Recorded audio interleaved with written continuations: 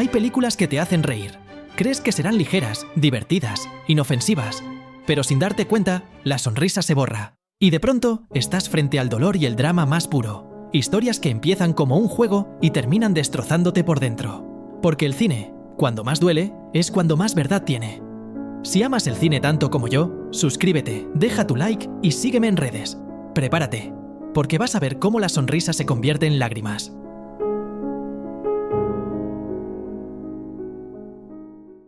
You realize if this ever leaked out? It won't! Believe me, it never again. Al principio, el apartamento parece una comedia encantadora. Un hombre corriente presta su piso a sus jefes para que lleven allí a sus amantes, mientras él sueña con ascender y con enamorarse. Todo está lleno de ironía, ritmo y ese humor elegante de Billy Wilder que hace parecer la vida un juego ligero y absurdo. Las situaciones son cómicas, los personajes entrañables, y por un momento creemos que todo va a salir bien. Pero poco a poco, las risas se apagan. Bajo la fachada del humor asoma la soledad, la tristeza y la humillación de un hombre que empieza a darse cuenta de lo que está sacrificando por pertenecer a un sistema vacío. Y esa chica con la que soñaba también está rota.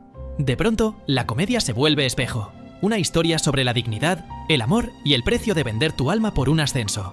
Al final, el apartamento ya no hace reír, te deja con un nudo en la garganta. Porque lo que empezó como un juego de oficina, termina siendo una de las historias más humanas y dolorosas del cine. And I would like that one note down. Yes, yes, yes. Little Miss Sunshine empieza como una comedia disparatada. Una familia completamente disfuncional decide emprender un viaje de más de 1000 kilómetros para que la pequeña Olive participe en un concurso de belleza infantil. Van todos juntos en una vieja furgoneta amarilla que apenas arranca. El abuelo drogadicto, el padre obsesionado con el éxito, la madre que intenta sostenerlo todo, el tío deprimido que acaba de intentar suicidarse y el hermano que ha hecho voto de silencio. El resultado es puro caos, discusiones, situaciones absurdas, accidentes. Te ríes porque todo parece una sátira del fracaso americano. Pero poco a poco, la comedia empieza a doler.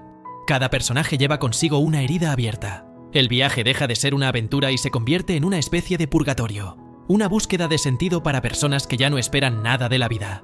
Y cuando por fin llegan al concurso, ese mundo superficial y cruel se vuelve un espejo perfecto de su derrota colectiva. Pero en medio del ridículo surge algo real: unión, ternura, dignidad. Por primera vez todos están del mismo lado, y esa absurda coreografía final, que debería ser humillante, se transforma en un acto de amor y resistencia. El show de Truman empieza como todas las comedias de Jim Carrey. Truman Burbank vive en una ciudad perfecta, donde todos sonríen, el sol siempre brilla y nada parece salir mal. Su vida es tan ideal que parece un anuncio de los años 50, y eso es exactamente lo que es. Durante la primera mitad, la película juega con la ironía, las conversaciones absurdas, los gestos mecánicos, los productos promocionados frente a cámara. Nos reímos de ese mundo de plástico, sin darnos cuenta de que, en el fondo, nos estamos riendo de nosotros mismos. Pero poco a poco, la risa se detiene. Truman empieza a sospechar. Empieza a mirar el cielo, el mar, las miradas de los demás. Y lo que era una comedia ligera se convierte en una pesadilla existencial. El hombre que tenía todo se da cuenta de que su vida entera es una mentira. El tono cambia. Ya no hay música alegre ni planos perfectos. Solo la desesperación de un ser humano intentando tocar la verdad. Cuando finalmente llega al borde del decorado, al límite literal de su mundo, no hay dramatismo. Solo silencio, valentía y una puerta abierta hacia lo desconocido. Y ahí, en ese instante, el show de Truman deja de ser una comedia sobre la televisión y se convierte en una de las películas más luminosas sobre la libertad.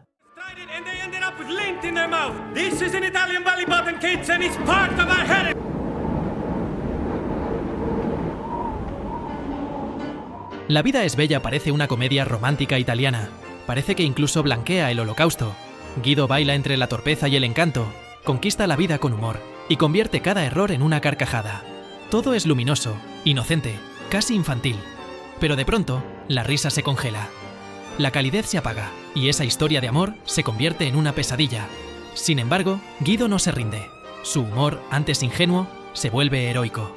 En medio del horror, decide que su hijo no conocerá el miedo, que, aunque el mundo se derrumbe, él seguirá fingiendo que la vida sigue siendo un juego. Lo que comenzó como un cuento romántico se transforma en una parábola sobre el poder del amor y la imaginación. Cada gesto de Guido es una forma de resistencia. Cada sonrisa, un muro contra la desesperación.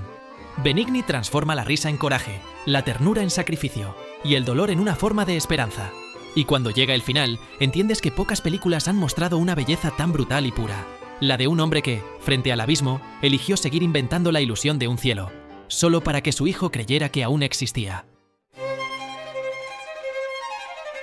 Durante la primera mitad, Parásitos parece una comedia negra casi perfecta. Una familia pobre, ingeniosa y despiadada, se infiltra poco a poco en la vida de una familia rica.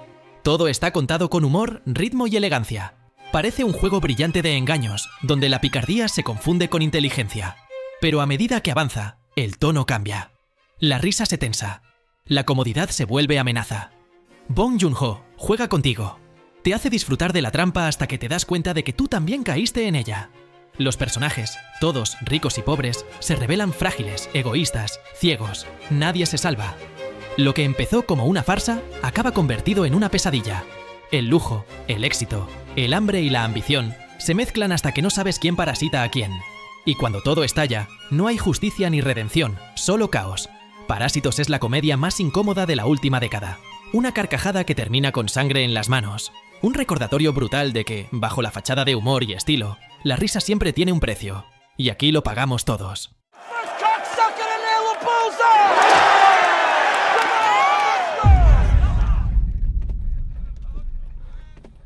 Durante las 2 primeras horas, El Lobo de Wall Street es una absoluta locura. Un circo de dinero, drogas, sexo y euforia. Parece una comedia salvaje sobre el sueño americano llevado al extremo. Jordan Belfort vive sin límites, sin culpa, sin freno. Y Scorsese te hace reír con ello, con su ironía, su ritmo, su energía contagiosa. Te arrastra a su mundo hasta que casi te parece divertido.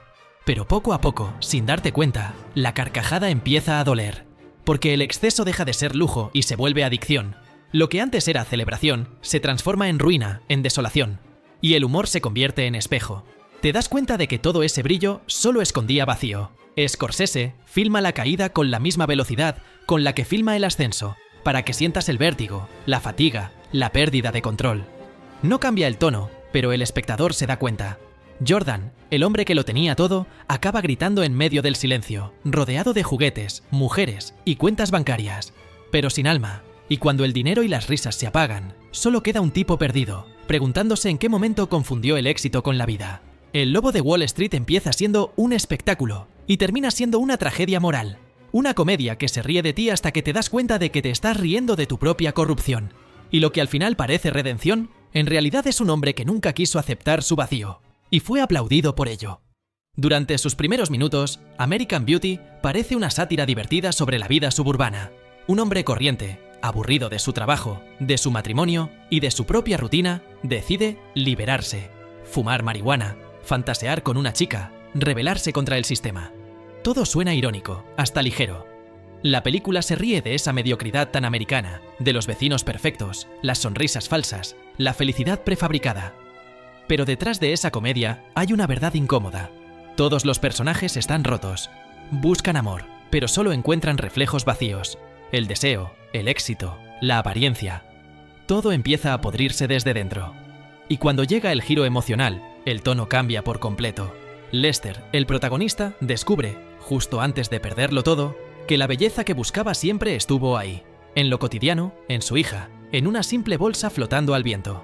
Esa revelación convierte lo que parecía una historia de crisis de mediana edad en algo mucho más grande, una meditación sobre la vida moderna y la pérdida de inocencia.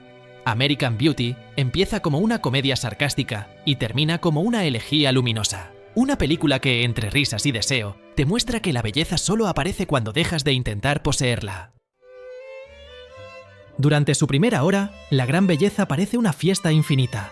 Roma, iluminada por la noche, desbordada de arte, de música, de cuerpos bellos y vacíos. Jeb Gambardella, un escritor que una vez creyó en la verdad y ahora solo busca distracción, recorre ese mundo con una sonrisa cansada. La película se ríe con él de la banalidad, de los intelectuales huecos, de la obsesión por parecer profundos en una ciudad que lo ha visto todo. Es brillante, divertida, sensual. Pero debajo de tanta elegancia, se siente el vacío. Un vacío distinto al de las películas de ambición o exceso. Aquí es el vacío de quien lo ha tenido todo y ha perdido la capacidad de maravillarse. y poco a poco, sin que te des cuenta, el tono cambia. Entre las ruinas, Jeb empieza a ver rastros de verdad, una performance absurda, una monja anciana, una mujer a la que amó de verdad. El humor se apaga, la fiesta se detiene, y Sorrentino transforma la ironía en oración. El hombre que se reía de todo empieza a llorar por nada, porque entiende que la belleza no está en lo grandioso, sino en lo que habíamos olvidado mirar.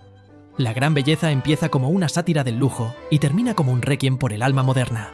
Una comedia sobre el vacío que acaba siendo una confesión sobre la necesidad de volver a sentir.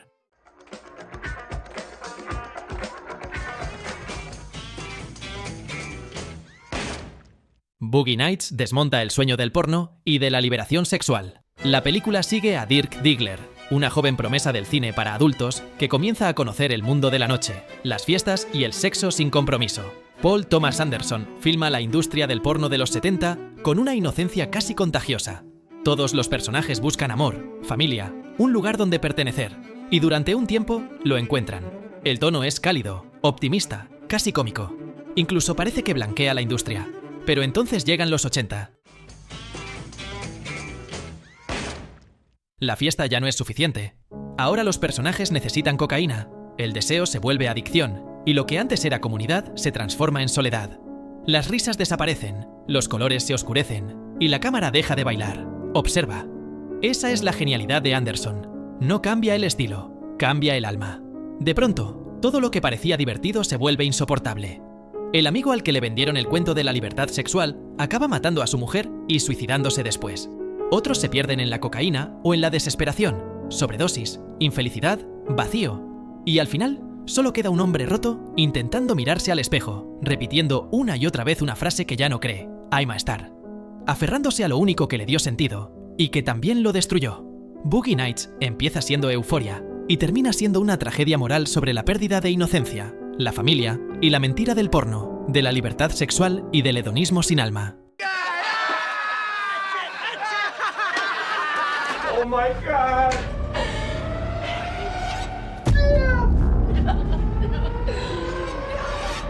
Desde el primer minuto, Goodfellas te arrastra a un mundo donde todo brilla.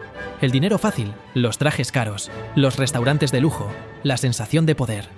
Scorsese filma la mafia con una energía tan eléctrica que parece una comedia. Los personajes se ríen, bailan, comen, viven al límite. La cámara vuela con ellos, la música no para, la adrenalina es pura. Y durante un tiempo, te dejas llevar, te apetece ser uno de ellos. Porque como Henry Hill, tú también te crees invencible. Pero sin que lo notes, la comedia empieza a pudrirse. El ritmo no baja, se acelera, se deforma, se vuelve angustioso. La euforia se convierte en delirio. Las fiestas ya no son placenteras, son orgías de cocaína, gritos y paranoia. Los amigos se matan entre ellos, las risas se apagan, el miedo lo invade todo. La confianza desaparece, el dinero arde, la cámara deja de flotar y empieza a temblar. Y lo que al principio era una celebración de la vida criminal, se transforma en un descenso al infierno del ego, de la adicción, de la ruina. Scorsese no te cambia el tono, te lo arrebata. De la comedia pasas al caos sin darte cuenta, porque no hay subrayados innecesarios. Te das cuenta de que todo el espectáculo, toda la gloria, no eran más que una ilusión sostenida por la violencia y la coca. El poder se vuelve miedo, la ambición, vacío. Y Henry Hill, que lo tuvo todo, acaba solo, escondido, comiendo pasta recalentada, soñando con un pasado que fue su propio castigo.